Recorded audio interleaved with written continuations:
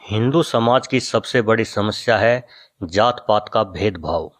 इसी भेदभाव की वजह से हिंदू हजारों सालों तक गुलाम रहे हैं।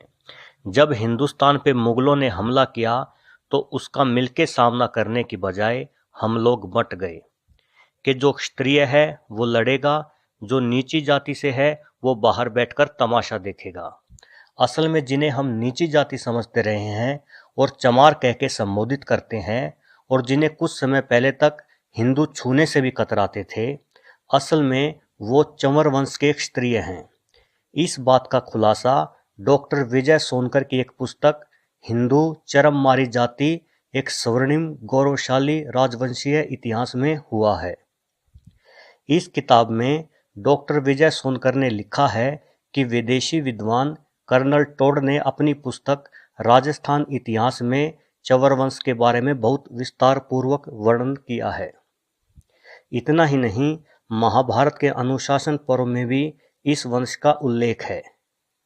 वर्ण व्यवस्था को क्रूर और भेदभाव भरने वाले लोग विदेशी आक्रमणकारी थे।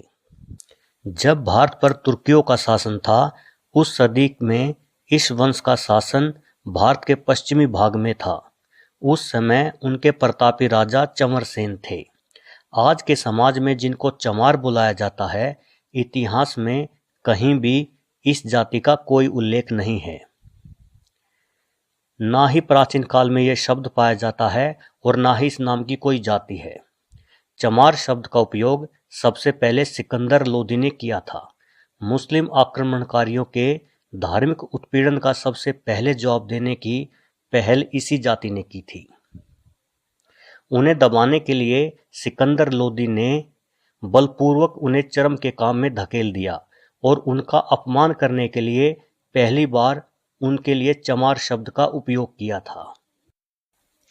इस जाति के गुरु संत रैदास थे, जिन्होंने सारी दुनिया के सामने मुल्ला सदना फकीर को लड़ाई में हरा दिया था। मुल्ला फकीर ने अपनी हार मान ली और वह हिंदू बन गए, लेकिन सिकंदर लोदी गुस्से से आग बबूला हो गए। सिकंदर लोदी ने संत रैदास को जेल में डाल दिया, पर जल्द ही चंवर सेन के वीरों ने दिल्ली को चारों ओर से घेर लिया और सिकंदर लोदी को संत रैदास को छोड़ना पड़ा।